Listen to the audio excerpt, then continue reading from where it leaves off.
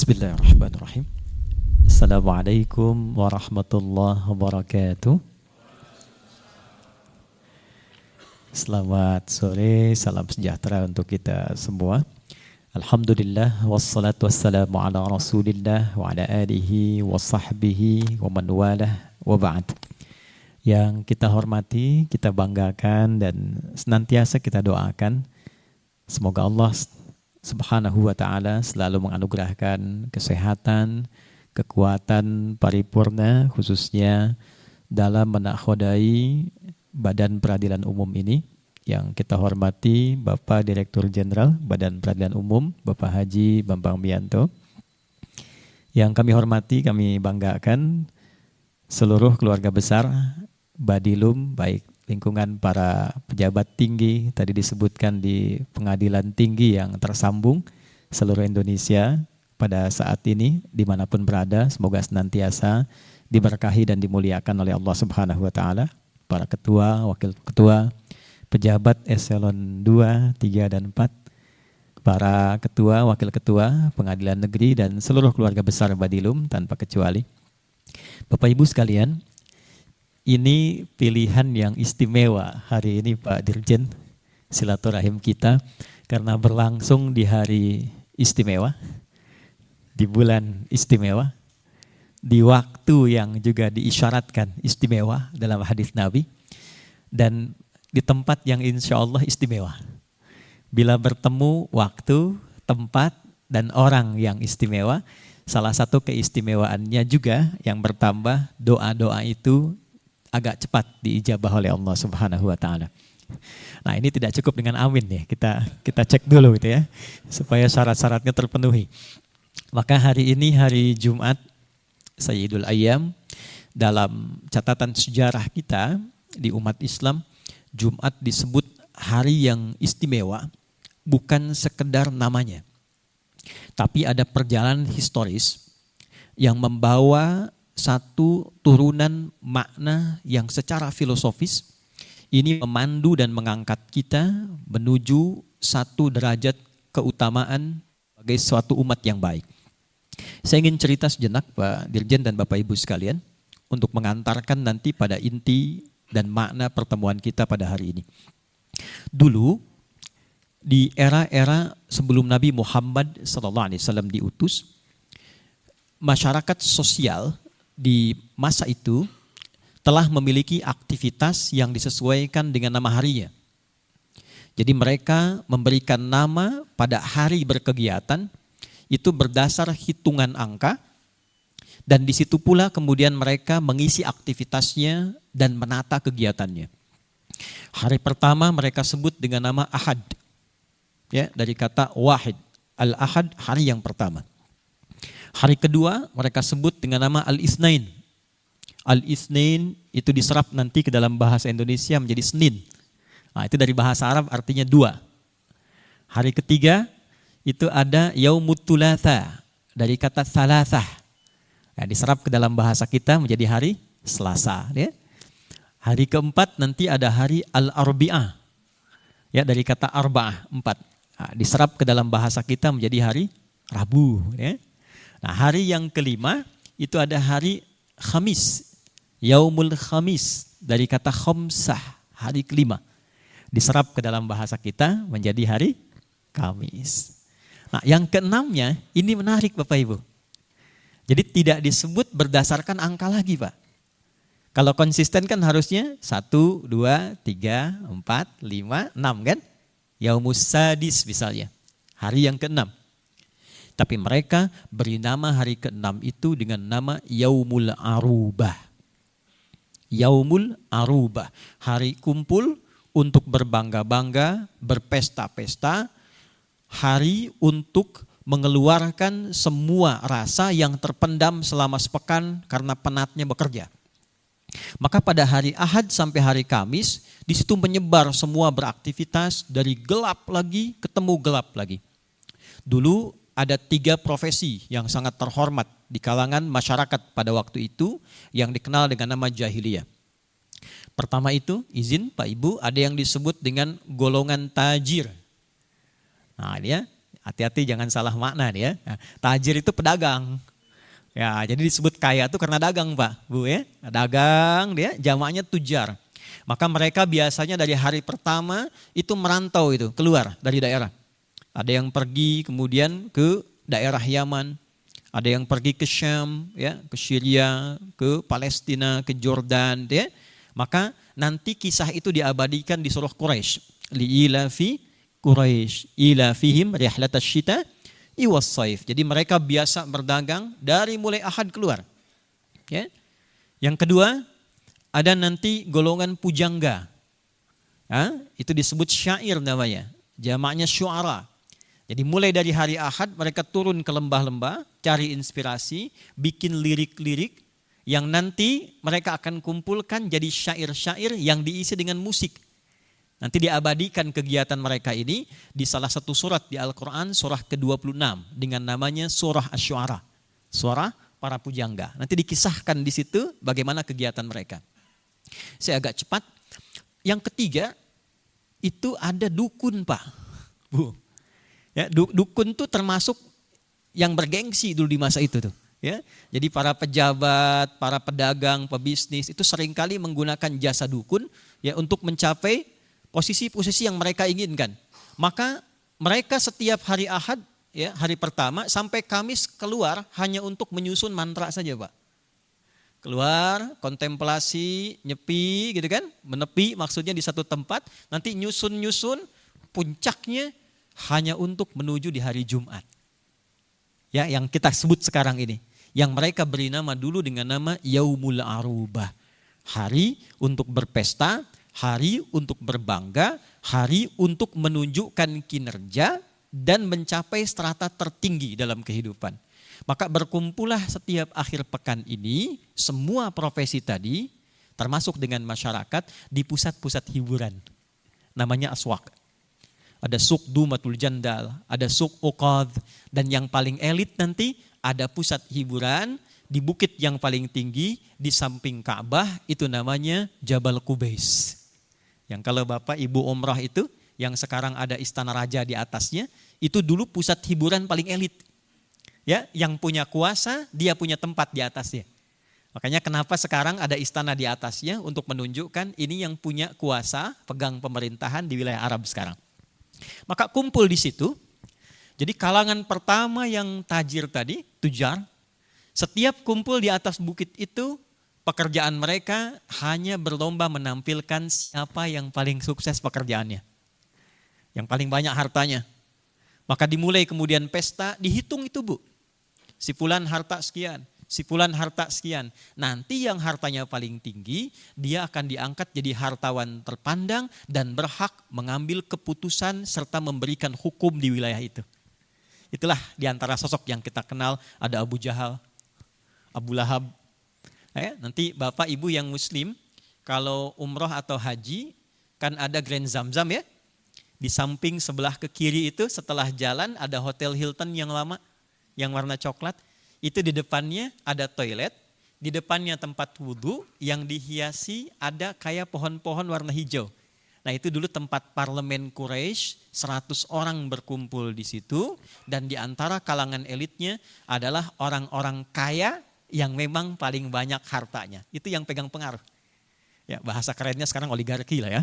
Nah itu dulu sudah ada itu, zaman jahiliyah itu ya. Abu Jahal, ada Abu Lahab dan kawan-kawannya. Itu pekerjaannya dalam sepekan, cuma kerja, merantau, dapat harta, lalu kumpul hanya untuk menunjuk siapa yang paling kaya. Jadi yang kaya tetap kaya, yang miskin fakir. Golongan kedua, nanti lomba siapa yang paling bagus syairnya. Yang bisa disusun paling bagus, maknanya dalam, nanti akan ditulis dengan tinta emas, lalu ditempel di dinding Ka'bah. Itulah yang kelak di masa Islam akan diganti dengan kain kiswah sekarang Bu, Pak. Itu asalnya dulu syair-syair, kasidah-kasidah, lirik-lirik para pujangga yang nomor 1 sampai 7 urutannya yang terbaik, itu ditulis dengan tinta emas, ditempelkan kemudian jadi kain di dinding Ka'bah. Dulu begitu. Nah yang ketiga, yang jimatnya paling bagus, yang mantranya paling hebat, maka dia menjadi dukun acuan di lingkungan masyarakat Arab. kemanapun para pejabat, kemanapun para pebisnis akan melangkah, maka minta fatwa dulu pada dukun ini. Kalau dia katakan bagus jalan, dia katakan gak bagus gak jalan. Itulah jahiliyah. Jadi jahiliyah itu dulu pekerjaannya, cuma berangkat, kerja, akhir pekan, kemudian dihabiskan dengan pesta pora, kumpul-kumpul, cari siapa yang paling tinggi, yang paling hebat, dan itulah kehidupan selama sepekan berlangsung. Datang Islam. Ketika Islam datang, sesaat sebelum hijrah, penanda perpindahan menjadi proses yang lebih baik. Ini izin saya tekankan ya. Jadi hijrah itu bukan masuk pada golongan tertentu. Ya, tidak harus menuntut pindah syarat tempat, tidak. Hijrah itu berpindah keadaan dari kondisi yang kurang baik menjadi lebih baik. Nah, jadi kalau Bapak Ibu di lingkungan Badilum, dimanapun jangkauannya, ingin merubah karakter menjadi lebih baik, lebih berintegritas, lebih berintelektual, lebih kuat fisiknya untuk melayani, nah itu prosesnya disebut dengan hijrah. Ya, tidak harus menuntut pindah tempat. Dulu Nabi hijrah dari Mekah ke Madinah itu karena ketika menampilkan yang terbaik di Mekah kurang bisa diterima. Akhirnya berpindahlah ke satu tempat yang kira-kira kondusif untuk menampilkan nilai-nilai kebaikan.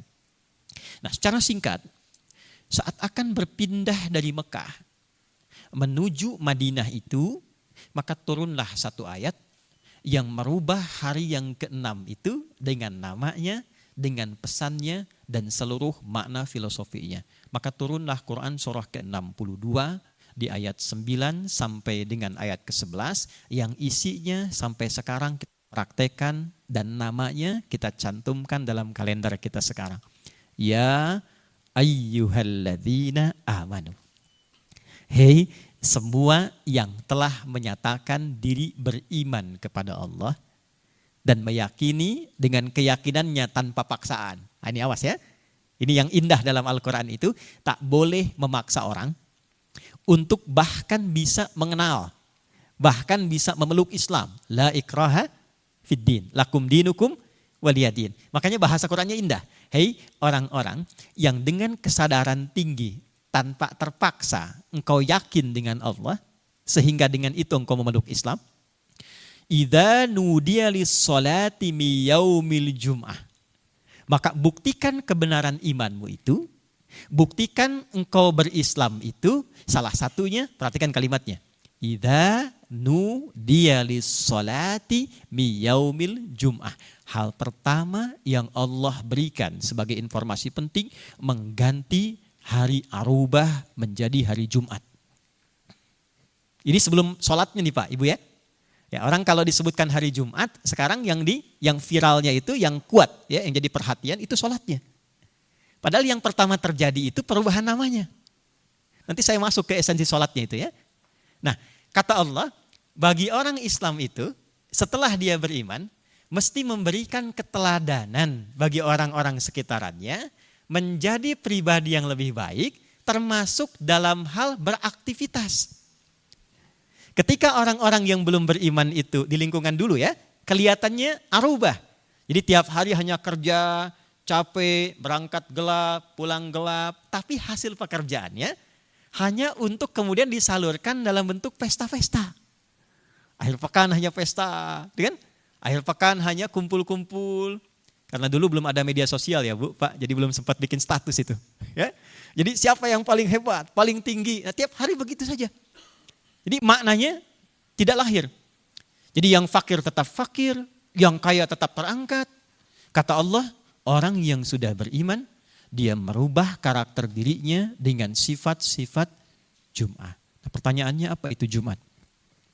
Bapak Ibu, Jumat itu asalnya dari kata al-jama', kemudian mendapatkan sifat tambahan tak di ujungnya. Jama' itu punya 3 arti. Al-jam'u itu punya 3 arti. 1, datang berkumpul. 2, saling mengenal di antara yang kumpul. 3, saling mengisi, membantu, saling berintegrasi dalam kebaikan di antara yang berkumpul itu. Jadi seakan Allah ingin mengatakan begini, ya. Orang Islam tidak dilarang kumpul, silahkan kumpul. Seperti yang lain-lain juga kumpul. Tapi kumpulnya orang Islam itu mesti memiliki nilai. Kumpulnya orang beriman mesti menjadi teladan. Jadi jika orang lain kumpul hanya untuk menampilkan siapa yang paling hebat, siapa yang paling kaya, siapa yang paling pintar, orang Islam tidak begitu. Bahkan kumpulnya pun ketika kumpul tidak diawali dengan sekedar berkumpul, tapi dia awali dengan saling mengenal di antara yang kumpul itu. Spiritnya begini Bu, Pak. Ketika ayat itu turun, Nabi langsung terapkan itu bahkan di lingkungan tempat beliau beraktivitas di masjid, Pak Dirjen. Tidak pernah setelah peristiwa itu orang yang hadir ke masjid Nabi kecuali Nabi tahu siapa yang datang. Sampai posisinya Pak. Nabi itu sampai hafal Bu, siapa yang paling kanan pojok gitu. Ya, posisi tengah di masjid. Kiri pojok siapa. Dan itu ternyata Bapak Ibu dipraktekkan oleh seluruh sahabat-sahabat Nabi, masyarakat-masyarakat waktu itu yang mereka aktif di masjid. Tidak ada satupun orang datang ke masjid kecuali kenal satu dengan yang lainnya. Dan hebatnya mereka tahu apa keperluan orang-orang yang datang. Jadi nggak ada orang datang yang haus kecuali kalau pulang hilang hausnya. Tidak ada orang yang sakit kecuali kalau pulang itu dapat solusi dari penyakitnya. Setiap orang datang, bahkan tidak hanya waktu Jumat, datang ke masjid apapun keperluannya, tidak pernah kembali dari masjid kecuali tuntas persoalannya. Itulah jamaah. Itulah Jumat. Nah, jadi kalau suasana itu kita ingin tarik ke dalam kantor Badilum. Turunannya di setiap wilayah di Indonesia. Bagaimanapun keadaannya. Di kantor ini misalnya, ambil spirit Jumat. Datang. Coba tanya, selama bertugas di tempat ini, pernahkah kita mengenal dengan baik orang-orang yang berada di lingkungan kita? Atau selama ini hanya memosisikan sesuai dengan posisinya masing-masing? Yang pejabat dengan jabatannya, ya kan? Yang bertugas dengan jabatan tertentu, dengan keadaannya. Maka spirit Jumat mengajarkan kita dimanapun kita berada, dimanapun kita berinteraksi, hal pertama yang didorong oleh Al-Quran spiritnya, kalau ingin sukses, kita mesti dituntut berkolaborasi di setiap tempat yang kita berada dan diawali dengan saling mengenal satu di antaranya. Bapak Ibu sekalian, maaf, kalau masuk masjid itu biasanya ada sholat sunnah namanya apa tuh? Tahiyatul masjid kan? Tapi orang lupa sejarah tahiyatul masjid itu. Asalnya bukan sholatnya Pak. Asalnya ada orang namanya Sulek dari Gotofan. Sulek ini datang ke masjid Nabi. Beliau orang luar, bukan orang Madinah. Di Madinah itu sudah tahu hukum. Kalau masuk masjid, ingin istirahat atau menyimak ajaran ibadah di masjid, namanya itikaf. Sholat dulu 2 rakaat, baru kemudian duduk. Sulek ini tidak tahu. Begitu masuk ke masjid Nabi, Nabi sedang memberikan ceramah seperti ini. Tiba-tiba beliau langsung duduk. Tapi hebatnya, yang Nabi ingin praktekkan, perhatikan kalimat ini baik-baik, yang Nabi ingin tunjukkan tiba-tiba keluar di lisan Nabi bahasa umum, tidak menunjuk ke orangnya, dibuat umum kalimatnya, tapi Bapak Ibu silahkan baca nanti bagaimana orang-orang pada saat itu memahaminya. Kata Nabi, "Idza dakhala ahadukumul masjida wa arada an yajlisa fala yajlis hatta yusalli rak'atain." Jika ada di antaramu ingin masuk masjid dan menyimak sesuatu yang baik di masjid, maka hendaknya engkau sholat dulu 2 rakaat baru kemudian duduk. Bapak Ibu, semua orang di sana sudah paham masuk masjid sholat dulu baru duduk. Tapi kenapa Nabi keluarkan lagi kalimat ini? Ternyata tujuan Nabi bukan sholatnya.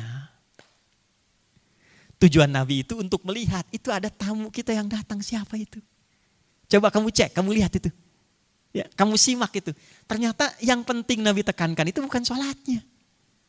Nabi ingin menekankan sifat sosial dari makna masjid jamaah dan Jumat itu. Coba ini ada kawan kita baru datang, dia belum tahu hukum yang ada di sini, tapi yang penting daripada itu bukan masalah sholatnya kata Nabi. Coba kalian lihat apa keperluannya, dari mana dia datang, kenali siapa dia, dan selesaikan urusan hajatnya sebelum dia meninggalkan tempat ini. Maka tidak ada yang datang ke masjid Nabi kecuali tuntas dan selesai semua urusan kehidupannya. Spirit kedua. Bisakah kita ambil itu dengan makna Jumat? Walaupun tidak harus Jumat ya Bu, Pak. Percikannya kan kita bisa terapkan di hari-hari lain. Setiap orang datang ke Badilung, ke gedung ini, dengan segala keperluannya. Berapa yang sudah kita praktekkan dari makna Jumat ini dalam kehidupan kita? Yang datang punya urusan, selesai. Yang datang punya keperluan, selesai. Yang datang ingin konsultasi, selesai. Dan tadi dibuka oleh Pak Dirjen, Masya Allah, sekarang teknologinya sudah berkembang, ya. Teknologinya sudah bagus, yang punya urusan di timur, tinggal disambungkan ke sini dengan teknologinya, menghadap via Zoom, menghadap via online, selesai. Itulah Jumat.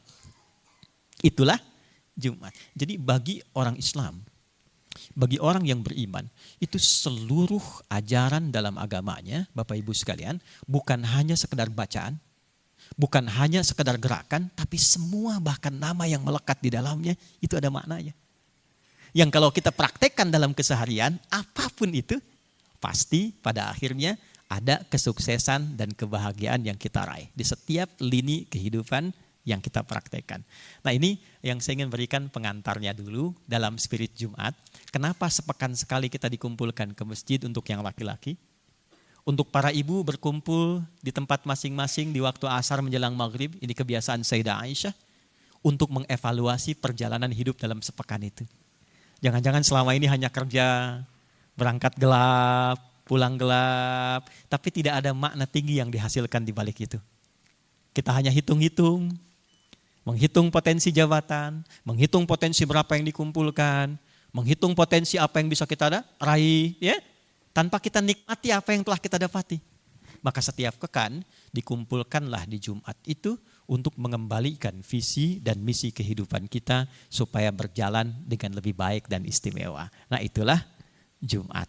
Maka berbahagialah hari ini kita ada di waktu Jumat dan bersamaan waktunya dengan Ramadan. Saya bacakan hadis relasi antara Jumat dengan Ramadan dan nanti kita akhiri dengan doa untuk menjawab harapan kita di muqaddimah tadi. Kenapa saya katakan kumpul orang baik di hari yang baik, di bulan yang baik, di tempat yang baik dan berpotensi mengabulkan doa-doa yang terbaik, maka nanti akan terjawab di akhir uraian yang insya Allah kita akan bahas bersama. Bapak Ibu sekalian, Nabi pernah menyampaikan sesuai dengan tema kita nanti, as-salawatu ila salawat, wal jumu'atu ila jum'ah, wa ramadan ila ramadan, kafaratun lima bainahunna. Salat satu ke salat yang lain. Periode Jumat ke Jumat yang lain. Ramadan bertemu dengan Ramadan lagi. Itu adalah momentum, perhatikan kalimatnya, momentum bagi setiap muslim, insan beriman untuk menata hidupnya agar menjadi pribadi yang semakin baik. Sehingga menggugurkan sifat-sifat kurang serta potensi salah dan dosa yang mungkin pernah dikerjakan. Ini agak menarik Bapak Ibu, kalau boleh sedikit saya berdiri untuk menguatkan pesan dan maknanya, izin Pak Dirjen. Jadi ada petunjuk dalam hadis, ternyata sholat itu agendanya dari satu sholat ke sholat lain, di antara hikmah terbesarnya itu ada yang sangat indah Bapak Ibu sekalian, yaitu membuat kita, pelaku sholat khususnya, itu semakin tertata lebih baik. Semakin menjadi pribadi yang lebih mulia dibandingkan dengan sebelumnya. Jadi kalau begini misalnya, maaf ya, tadi barusan sholat duhur kan, kemudian ke asar ya. Nah orang Islam itu idealnya kalau sudah masuk asar dan dia sholat, sholat itu mengantarkan dia menjadi lebih baik dari saat duhur. Dari segala aspek. Jadi kalau ada orang sholat duhur misalnya, kemudian asar, nah di asar itu keadaan dia lebih baik dibandingkan dengan duhur. Di semua aspeknya. Kalau aspek fisikal misalnya, tuturnya lebih baik. Kalau memandangnya lebih baik. Kalau bekerjanya lebih baik. Ya. Jadi kalau ada misalnya di duhur semangat, pas asarnya banyak tidur, nah ini dipertanyakan kualitas sholatnya. Ya, karena seharusnya antara sholat ke satu dan ke yang lainnya itu semakin semangat, semakin bagus. Ya, cukup menarik nih Pak, Bu. Kemudian secara intelektual juga berkembang. Tidak ada dulu orang yang menunaikan sholat satu ke yang lainnya kecuali setelah dia menunaikan sholat, bertambah tingkat kekuatan intelektualitasnya Pak. Dulu para ulama kita, cendekiawan kita, Bapak boleh tengok juga tokoh-tokoh kita di masa lalu, tarik ke Indonesia saja. Itu dulu Pak, Ibu, kalau ingin mendapatkan novelty, satu kebaruan tertentu, bahkan ingin merumuskan satu hukum misalnya, bahkan ingin mengambil satu putusan, itu sholat Pak. Silakan Bapak Ibu boleh cek. Ya, tokoh-tokoh teladan kita itu, kalau ingin memutuskan satu hal yang rumit itu, ya, itu sholat Pak. Ya, jadi sesungguhnya ketika menunaikan sholat itu bertambah kadar kebaikannya. Itu kata Nabi, as-sholawatu ila sholawat. Sekarang pertanyaannya, apakah setiap orang yang sholat itu benar-benar mendapatkan manfaat sholat seperti yang disebutkan tadi? Kan? Benar gak ada orang sholat jadi lebih baik?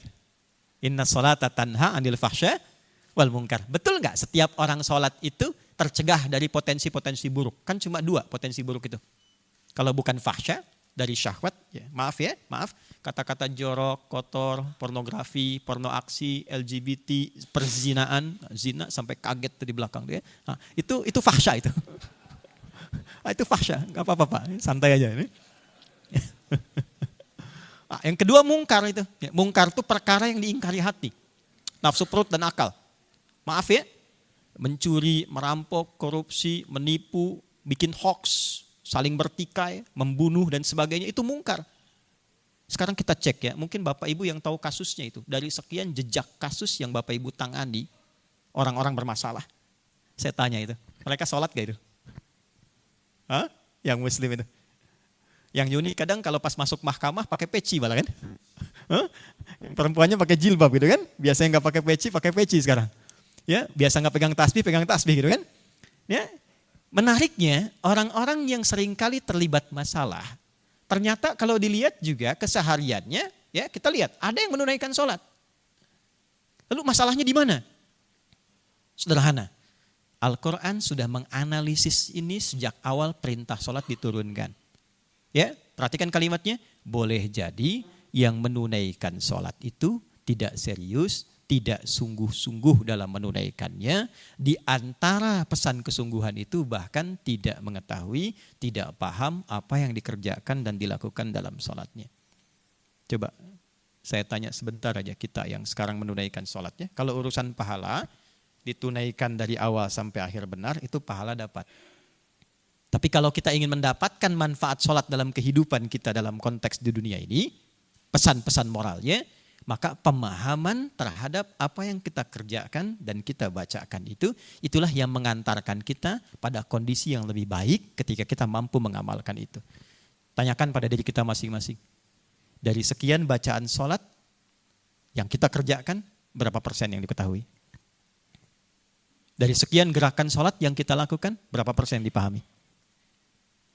Ternyata semua bacaan, bahkan nama-nama waktu sholat, itu ada maknanya Pak, Ibu. Termasuk gerakan ini. Dari mulai takbir, saya yakin betul Pak, kalau orang benar takbirnya baru begini, itu tidak akan pernah berbuat maksiat. Tidak akan berbuat maksiat. Abu Bakar As-Siddiq itu baru takbir, itu sudah menangis beliau. Sudah menangis. Saking takutnya bertakbir, tapi lisannya tidak sama dengan suasana hatinya. Allahu Akbar, katanya mengatakan Allah yang maha besar. Tapi aku takut sebelum sholat pernah merasa besar pada orang lain. Pernah merasa hebat dibanding orang lain. Pernah merasa lebih tinggi dibanding orang. Lebih pintar dibanding orang lain. Sampai beliau menangis, itu baru takbir Pak. Takut di hadapan Tuhannya, ternyata tidak sama suasana hatinya. Antara yang diucapkan dengan perilaku itu tidak serupa. Saking takutnya beliau menangis. Padahal rekam jejaknya, itu terekam dalam kehidupan pada masa itu. Orang yang paling baik setelah Nabi SAW. Tuturnya selalu jujur, orangnya dermawan, suka berbagi. Anda bayangkan, saking pahamnya saat takbir itu sampai menangis karena takut antara kata-kata dan perilakunya itu tidak serupa. Sholat. Subuh, kenapa disebut subuh? Dari kata asbah, sesuatu yang terencana dengan baik dan terukur. Jadi kita baru bangun itu, Kenapa diminta sholat subuh? Salah satu pesannya, orang Islam itu kalau bangun dari tidurnya, silahkan susun agenda yang terencana, yang terukur, aktivitas yang rapi, sehingga dia mengerti kegiatan-kegiatan apa yang akan dia kerjakan di hari itu. Itulah yang kita bawa dalam sholat, maka saat sujud kita minta, ya Allah mudahkan agenda saya, lancarkan kegiatan saya, berikan saya perlindungan dalam kegiatan yang akan saya kerjakan. Itu subuh, Pak. Makanya bahasa Qur'annya inna Qur'an al-fajri kana masyhuda. Kalau engkau datang sholat subuh, bawa agenda kehidupanmu itu. Minta kemudahan di awal waktu sebelum kau lakukan. Itulah sholat. Dari sekian kita menunaikan sholat, berapa yang kita praktekkan? Nah, datanglah Jumat. Wal jumu'atu ilal jumu'ah. Kalau ini belum terevaluasi, maka duduklah di Jumat, dengarkan khatib berkhutbah. Mencas lagi kesungguhan kita ibadah. Maka datanglah kita ke masjid. Supaya mengingatkan lagi, jangan-jangan selama ini belum sadar tentang makna kehidupan. Makna sholat itu apa? Makna bersosial itu bagaimana? Nah, belum dapat juga, maka dikumpulkanlah, diakumulasikan pada satu waktu, jumlahnya selama sebulan, dan dikumpulkanlah semua latihan spiritual dan kebaikan di waktu itu. Ketemulah hadis yang terakhir, Ramadan ila Ramadan. Jadi kalau harian belum dapat, pekanan belum ketemu waktunya juga, maka kata Allah, ya ayyuhalladzina amanu. Tadi dibacakan ayatnya, hei semua yang sudah menyatakan beriman. Bapak Ibu boleh cek ya, sholat dibuka dengan kata iman. Jumat dibuka dengan kata iman. Ramadan dibuka dengan kata iman. Hei orang-orang yang masih yakin, punya keyakinan paripurna dalam dirinya, kutiba alaikumusiyam. Aku sekarang wajibkan bagi kalian menunaikan puasa. Perhatikan Bapak Ibu, ada asyam, ada as-saum, itu berbeda. Asyam ya, bukan asyab tuh. Ya. Saum itu masih umum. Menahan umum saja. Mau tahan makan, tahan minum, tahan tawa, itu saum. Ya, Badilum mengadakan kontes saum, saya kan? Saum di sini tahan tawa misalnya kan? Nah, itu tahan untuk tidak bicara itu saum. Ya, tahan tidak bicara. Sayyidah Maryam, Bunda Maria itu begitu dimuliakan dalam Al-Quran sampai turun surah ke-19 dengan namanya, surah Maryam, ya, surah Maria. Saking memuliakannya Al-Quran terhadap Bunda Maria, diberikan satu surah dengan namanya dan diberikan kisah yang menjamin kemuliaannya. Ketika beliau dituduh oleh masyarakat sekitaran berperilaku yang tidak baik sampai melahirkan bayi, Quran datang dengan pembelaan dan mengatakan waquli, ya, Quran surah 19 ayat ke-26, katakan Maryam, inni nazartu lirrahmani sauma. Aku sedang puasa, biarkan bayinya yang bicara, aku enggak mau bicara. Apa puasanya? Falan ukallimal yauma insiya. Puasa tidak bicara hari itu. Jadi puasa dengan nama saum maknanya umum. Ibu pulang dari sini nggak mau bicara dulu sama suami, ya. Maka ibu katakan, saya saum. Saum apa? Nggak bicara sama papa. Kok itu bicara? Contoh. Itu saum. Ya. Tapi kalau sudah siam, saya akan sampai ke ujungnya. Siam disebutkan 9 kali dalam Al-Quran. Bukan hanya bermakna menahan, bukan hanya bermakna menahan lapar, haus, syahwat dari mulai terbit fajar sampai dengan datangnya maghrib, tapi makna siam, perhatikan kalimatnya baik-baik, adalah upaya untuk menaati Tuhan dalam rangka mendekat kembali kepadanya dengan mengerjakan semua ketentuan yang telah Allah tetapkan. Itulah siam. Jadi ketika Allah mengatakan kutiba alaikumusiyam, diartikan puasa, maknanya bukan sekedar kita dituntut tahan lapar, tahan haus dari terbit fajar sampai terbenam matahari. Tidak, Bu, Pak. Tapi di situ ada akumulasi ketaatan. Itulah sebabnya kenapa di bulan Ramadan ini semua potensi ketaatan kita meningkat walaupun tanpa diminta. Karena hubungannya langsung dengan Allah. Ya, Bapak Ibu ini silahkan masuk kamar kan tidak ada yang tahu kalau buka kan. Ya, tidak ada yang melarang kan. Karena hubungannya dengan Tuhan. Ya, saya mau wudhu dulu Pak, perbaiki wudhu ke belakang, kumur-kumur pakai sirup misalnya kan. Bisa saja terjadi kan. Ya, tapi dia menahan itu bukan karena ada Pak Dirjen ada kan. Ya, bukan karena ada CCTV. Hubungannya terkoneksi langsung dengan Tuhan. Nah, pertanyaan besarnya, apa sebetulnya yang ingin dilatih dari ibadah saum ini? Sehingga orang puasa kerjakan karena Allah. Dia bisa buka tapi dia tahan. Siapa yang minta Bapak Ibu tarawih? Padahal hukumnya sunnah kan? Tapi hebatnya bisa meningkat Pak. Ya, bisa meningkat saat Ramadan. Jangankan yang fardu, yang sunnah meningkat. Bapak Ibu keluar di lingkungan Badilum, masuk ke masjid-masjid musola, itu maghrib, kalangan ibu sudah kapling sejadah saf pertama. Tujuannya bukan untuk isya, untuk tarawih Bu. Tarawih loh. Padahal hukumnya sunnah. Siapa yang bisa meningkatkan nilai ketaatan seperti itu? Dan hebatnya, saat yang bersamaan itu maksiat bisa berkurang. Saya pernah dengar kisah ini Pak Dirjen, ada seorang pemarah. Suami pemarah Bu, mana aja marah itu. Dia puasa, sifat marahnya hilang. Jam 6 buka, jam 6 kurang seperempat diprovokasi oleh tetangga. Lewat provokasi, dia diam. Istrinya kaget. Papa tumben gak marah katanya. Suaminya bilang, ntar habis maghrib. Ntar habis maghrib. Ya. Tapi habis maghrib selesai hilang. Ya, minimal takut batal kan, takut hilang pahala puasanya. Poin besarnya apa? Ketika Ramadan ini tiba, akumulasi kesolehan kita yang tadinya harian, belum terevaluasi, dikumpulkan pekanan belum terevaluasi, dilatih pada momentum ini selama sebulan penuh, tujuannya hanya satu, melahirkan sikap ihsan. Saya ulangi, melahirkan sikap ihsan. Dan inilah puncak tertinggi level seorang hamba dalam berkehidupan. Jadi kalau Bapak Ibu buka hadis Muslim, nomor hadis ke-8, itu ada urutan Islam, orangnya Muslim, iman, orangnya mukmin, yang ketiga ihsan, orangnya muhsin. Tidak semua orang Islam itu punya level iman yang baik. Tidak semua orang iman itu punya level ihsan yang baik. Saya tutup, sekaligus nanti kita berdoa. Apa itu ihsan? Perhatikan kalimatnya, dan nanti kita coba terapkan ini dalam lingkup kehidupan di mahkamah kita. Anta budallaha ka'annaka tara. Fa illam takun tarahu fa innahu yara. Engkau menjadikan semua kinerjamu itu sebagai ibadah pengabdian terhadap Tuhanmu, sekalipun engkau belum mampu melihatnya.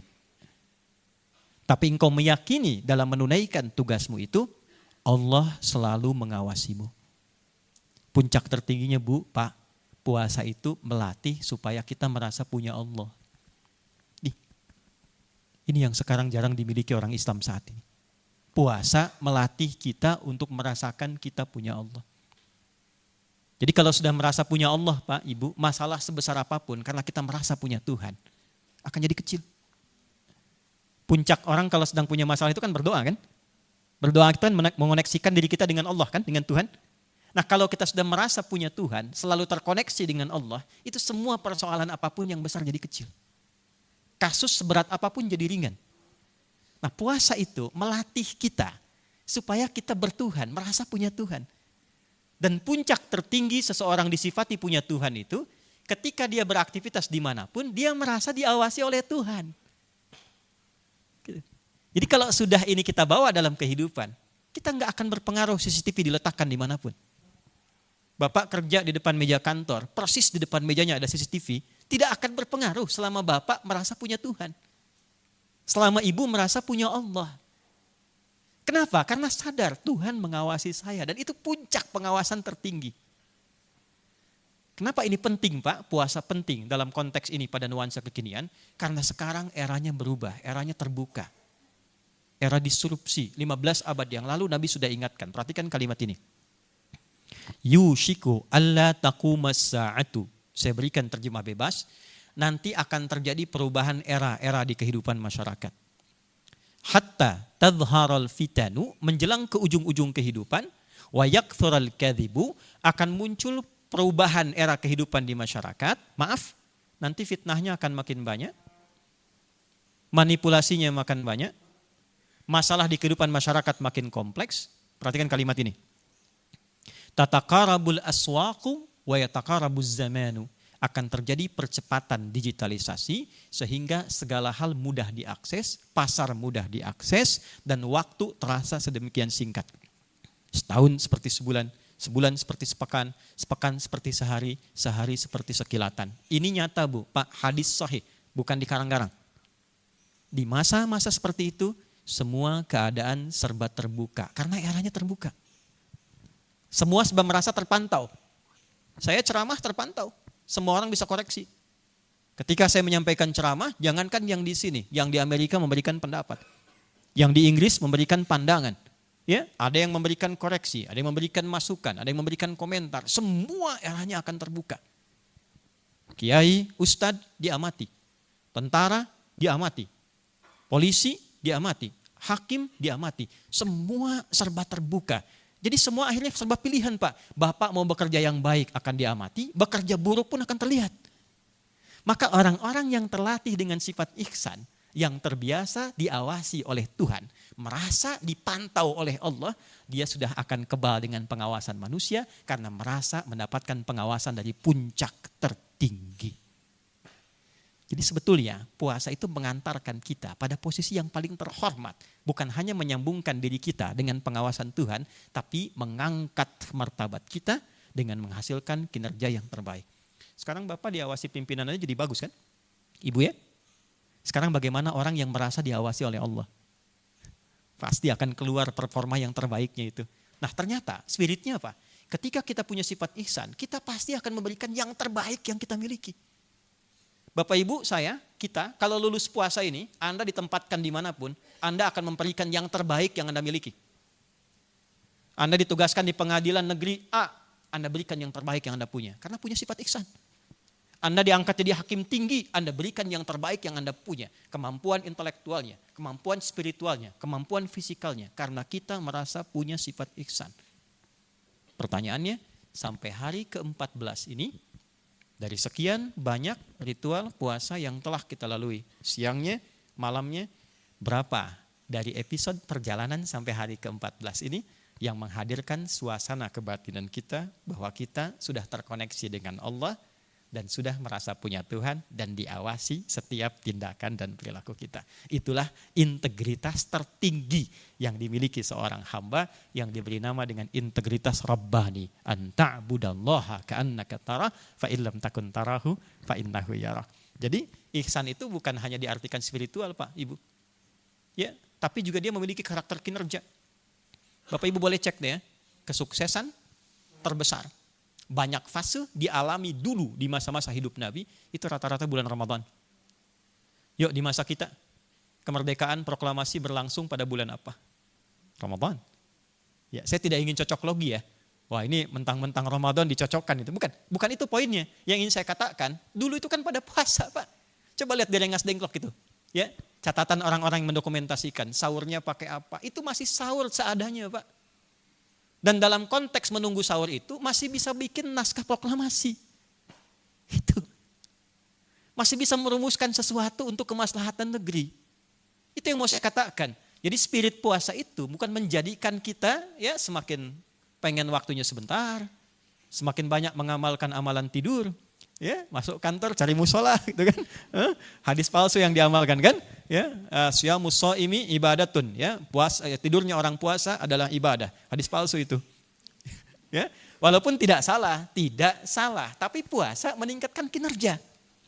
Maka dari itu silaturahmi kita hari ini bukan hanya sekedar formalitas kita datang, duduk, saya ceramah, Bapak Ibu mendengar, kemudian setelah itu santunan, kita buka dan pulang. Bukan itu yang diinginkan. Tapi Allah memberikan kesempatan pada kita dan kita yang terpilih saat ini untuk menyimak dan mendengar bersama.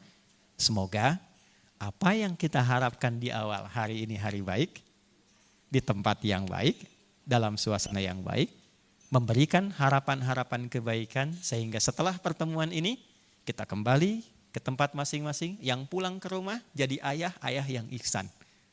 Walaupun namanya boleh jadi misalnya Asep, boleh jadi namanya Adi, boleh jadi namanya Fulan, tapi dia menjadi pribadi yang ihsan. Jadi suami yang baik. Ibu pulang ke rumah jadi istri yang ihsan. Pulang sebagai anak yang ihsan. Mengabdi pada ayah ibunya dengan merasa diawasi oleh Tuhan. Merawat anaknya dengan merasa sebagai titipan yang diawasi oleh Tuhan. Ketika Anda masuk ke tempat kerja, Anda berhadapan dengan tempat kerja Anda Anda merasakan saya akan dihisab. Saya sekarang menghisab orang, besok saya akan disidang di hari kiamat. Maka itulah rasa yang kita tampilkan dalam diri, merasa punya Tuhan, keluarlah etos kerja terbaik, yang dengan itulah kemudian ridha Allah diturunkan.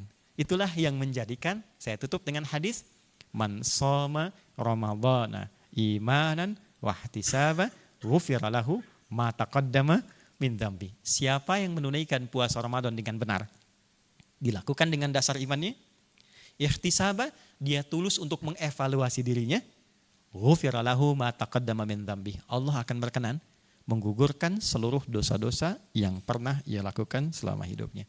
Dan tanda orang gugur dari dosa itu, terjadi transformasi kebaikan pada dirinya. Sifat kurang baiknya hilang, yang baiknya muncul, yang salah tenggelam, yang soleh itu muncul ke permukaan, yang dengan itulah mengantarkan ia menjadi pribadi yang lebih baik dari hari-hari sebelumnya.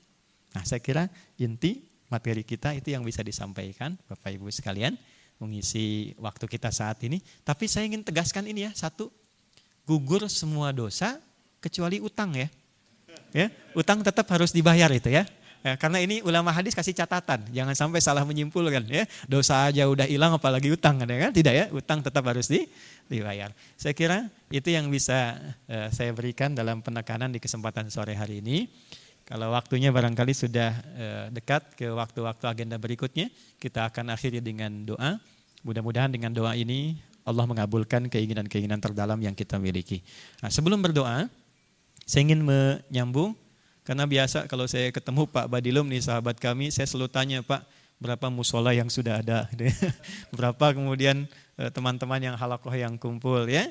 Nah, saya selalu tanyakan, untuk Ramadan ini insya Allah nanti izin Pak Dirjen, Bapak Ibu, kami akan berikan support ke masjid-masjid dan musola di seluruh lingkungan Pengadilan Indonesia. Nanti kita berikan paket untuk mengenal Quran. Di situ ada cara menghafal, cara membaca dan sebagainya. Satu paketnya 3 buku, kita berikan gratis nanti. Berapa jumlah semua masjid dan musola yang ada pengadilan di seluruh Indonesia, nanti kita kirimkan sesuai dengan kebutuhannya insya Allah. Ya, nanti kita drop. Kemarin saya baru kirim di Masjid Panglima TNI ada 1000 paket, 3000 buku. Nah, nanti misalnya kalau se-Indonesia ada 100 masjid, nah kita misalnya kirimkan setiap masjid 100, kan? Nanti kita distribusikan sehingga yang muslimnya khususnya bisa belajar lebih baik, bisa memahami Quran, dan nanti mungkin satu waktu akan kita buka kelas ya, ayat-ayat khusus terkait dengan mahkamah, ya, hadis-hadisnya. Beberapa yang lain sudah ada kelasnya, Pak. Ya, kita ada kelas untuk para dokter. Ya, kurang lebih ada 127 rumah sakit dan 400 dokter. Dan ada spesialisasinya. Misalnya dokter mata, ayat-ayat tentang kesehatan apa, tentang kedokteran apa, hadisnya apa, buku-buku klasiknya apa, yang kontemporernya bagaimana, sampai ke riset. Ya. Ada lagi di bidang-bidang yang lain, mungkin satu waktu nanti bisa belajar secara spesifik. Baik Bapak Ibu, mari kita berdoa. Kita tundukkan hati kita. Ya, mudah-mudahan doa kita diterima dan dikabulkan oleh Allah Subhanahu wa taala. Allahumma taqabbal minna innaka antas sami'ul alim wa tub 'alaina innaka antat tawwabur rahim. Allahumma ya arhamar rahimin inna nas'aluka kullal khairat min ladunka ya arhamar rahimin. Ya Allah, di kesempatan yang baik ini kami memohon segenap kebaikan yang Engkau anugerahkan kepada hamba-hamba-Mu ya Allah, seperti Engkau berikan kepada orang-orang terbaik yang pernah berkehidupan. La tada' lana fi maqamina hadha wa fi kulli maqamin dhanban illa ghafarta. Ya Allah, jika yang hadir di tempat ini atau tersambung melalui acara ini memiliki dosa dalam hidupnya, maka mohon ampuni seluruh dosa-dosanya. Wala hamman illa farajtah. Jika saat ini ada yang merasakan kegelisahan, maka mohon tenangkan keadaan hatinya. Wala maridun illa syafaitah. Ya Allah, jika ada di antara kami yang sedang diuji dengan penyakit tertentu, maka mohon angkat dan sembuhkan penyakitnya. Wala asiran illa yasartah. Yang jika ada diuji dengan kesulitan tertentu, maka angkat dan hilangkan seluruh kesulitan hidupnya. Allahumma barik hadzal makan wa kullul amakin al-muttasilah ya Allah bi baramijna hadzal yaumul mubarak. Ya Allah, mohon berkahi tempat ini ya Allah, dan seluruh tempat yang tersambung dengan kami pada saat ini. Berkahi, anugerahkan kebaikan, dan jangan biarkan ada jejak langkah keburukan yang terjadi di tempat itu ya arhamar rahimin. Allahumma hfad ya Allah hukama'ana waj'alhum udala liyukhaffifu hisabahum yaumal qiyamah. Ya Allah, berikan perlindungan, kesehatan, kesejahteraan dan kebaikan para hakim-hakim kami ya Allah. Berikan perlindungan, kesehatan, kesejahteraan dan kebaikan pada para hakim-hakim kami ya Allah. Dan berikan hidayah pada mereka untuk memutus segala hal dengan adil yang meringankan hisab mereka di hari kiamat kelak. Allahumma khfad ya Allah umara'ana waj'alhum udala wa ru'asa'ana ya Allah waj'alhum udala. Ya Allah mohon jaga para pemimpin kami di level tertinggi sampai dengan yang terbawah. Sehatkan mereka ya Allah. Berikan mereka petunjuk, kekuatan, keadilan yang meringankan hisab mereka di akhirat kelak. Allahumma khfad ulama'ana waj'alhum mukhlasin lakaddin. Ya Allah mohon jaga para ulama kami. Ikhlaskan mereka dalam berdakwah. Jauhkan dari perpecahan. Berikan kemampuan untuk mencerahkan dan menyatukan umat ya Arhamar Rahimin. Rabbana atina fid dunya hasanah wa fil akhirati hasanah wa qina adzabannar. Taqabbal minna salawatana wa qiyamana wa ruku'ana wa sujudana wa siyamana wa takhashu'ana wa ta'abbudana wa tammim taksurana ya Allah ya Arhamar Rahimin. Ya Allah anugerahkan kami kebaikan di dunia ini yang mampu kami raih, kemuliaan di akhirat yang mampu kami capai. Jauhkan kami dari keburukan yang mengancam kami dengan neraka ya Arhamar Rahimin. Mohon terima salat kami, rukuk kami, sujud kami, khusyuan kami, puasa kami, dan mohon sempurnakan kekurangan kami ya Allah ya Arhamar Rahimin. Bifadlika subhana rabbika rabbil izzati amma yasifun wa salamun alal mursalin walhamdulillahi rabbil alamin. Demikian disampaikan, mohon maaf atas segala kekurangan. Assalamualaikum warahmatullahi wabarakatuh. Waalaikumsalam warahmatullahi wabarakatuh. Terima kasih kita ucapkan